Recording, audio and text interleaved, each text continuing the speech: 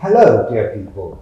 Nusa Tenggara is also referred to in English as the Lesser Sunda Islands, and they're one of the best kept secrets because of Indonesia's many large islands, like the fourth and fifth largest islands in the world, which we tend to concentrate on. We forget that Nusa Tenggara is really the equivalent of an island that has been dropped and broken and scattered in lots of little tiny pieces in the great blue seas east of Java.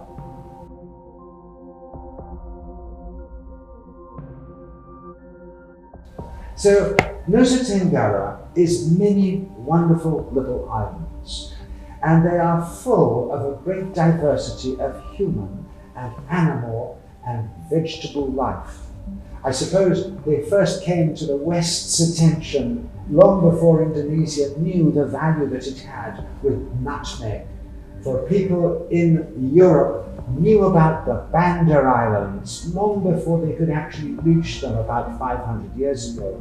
And it was the nutmeg of BANDA Island, exclusive to that little tiny island, that drew the first European explorers around the world in search of a shorter route to BANDA and the nutmeg, which opened up the era of discovery.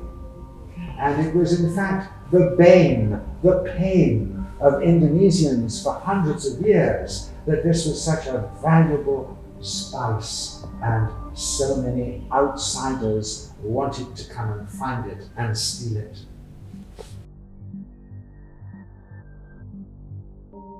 Now, BANDA Island is in the Banda Sea, which is one of the deepest seas for its size. The Banda Sea is not a big sea, but it contains many of the world's largest creatures of their type. The blue whale. The largest fish on Earth is the whale shark, 18 meters long, which one can swim with.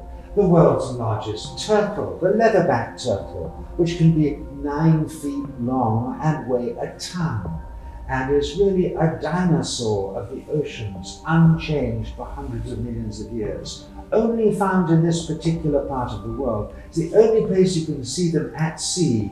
In parts of Malaysia, you can find them coming up and laying their eggs on the beach, but here you can actually swim with them, as you can with the whale shark.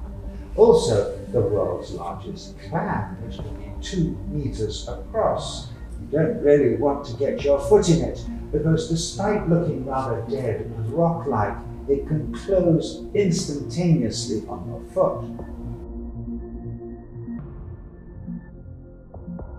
Now, another interesting thing that we don't really know that much about yet, as proven by recent discoveries, is this Komodo dragon. Certainly it gets great publicity internationally, but it was thought until only a few years ago that it was the bacteria in its mouth that caused its victims, once bitten, to gradually degenerate and become the victims of the dragons. But it turns out that these enormous lizards, which are 3 meters plus long, actually have a venom. And it is the largest creature to be found in the smallest amount of real estate. And I couldn't recommend more going to these extraordinary islands of Komodo, because even if there wasn't a dragon there, it would be a wonderful group of islands, both for the little flying lizards and other amazing creatures you get on land, but most particularly for underwater. For this part of Indonesia, Lesser Sunda Islands is also in the Coral Triangle, something only recently discovered in 2009. And it is only about 2% of the world's surface area, but it contains nearly 70% of its coral species and nearly 40% of all its fish species. So this is the most diverse marine environment anywhere on Earth. It is also the easternmost part of these islands. Remember, we leave Bali, and as soon as we go on to Lombok, east of Bali, we have to cross the Lombok Straits, or the WALLACE line as it is referred to. Because there was this great 19th century explorer naturalist, Sir Alfred Russel Wallace, an English explorer, who, independently of Darwin, wandered for 8 years in the Nusa Tenggara Islands by himself, learning the languages, getting sick, and cataloguing over 125,000 different species of animals that people had no idea in the West even existed.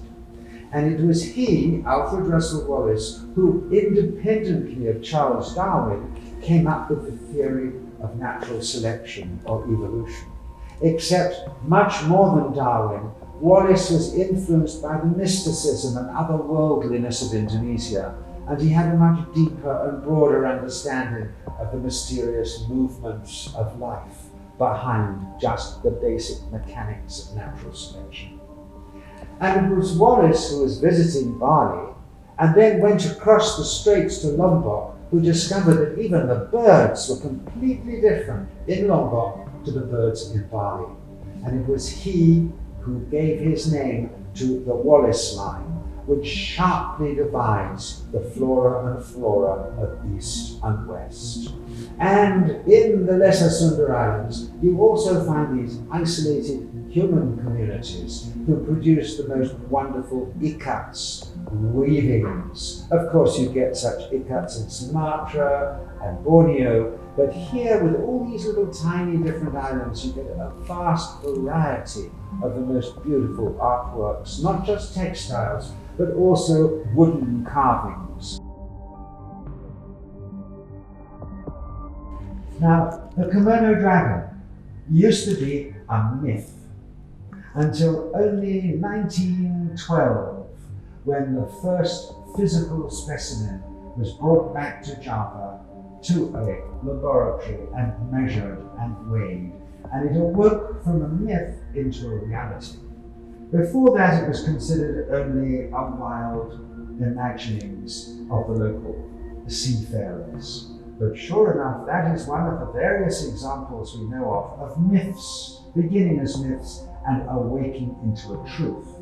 Now, there's another famous myth of these islands, which has been around for many, many hundreds, maybe thousands of years, and I have interviewed people talking about this thing, which, as far as science is concerned, is still a myth.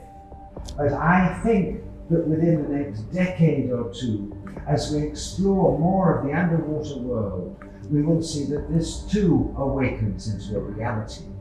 And it is the story of the giant octopus. Now, the local sea tribes, of course, know the difference between an octopus and a squid, as many of us do. They specifically do. And they talk about this enormous octopus that has been seen by both them and their ancestors. And it is seen usually at night, and it is thought, because you have sperm whales in the Banda Sea and they are feeding on big squids, that they bring these enormous octopuses up to the surface occasionally. They find they have bitten off more than they can chew, and they release them. And for many days and nights, these octopuses remain on the surface, and they are attracted to the lights of squid fishermen. So every so often they come up to these rafts, to these pontoons, where the squid fishermen have the bright lights, and they terrify people. And they remind us of all of our origins. And in 2002, in Flores Island, they discovered the remains of 8 individuals of a creature related to us, our first cousin, Homo, not a pre-Homo, is referred to as Homo floresiensis, but the international press called it the Hobbit. And these people were 3 feet tall, 1 meter high, a little less than 1 meter high, the adults. So they had babies when they were babies as small as rats. And they themselves were definitely human. They hunted collaboratively. They made special tools and armaments.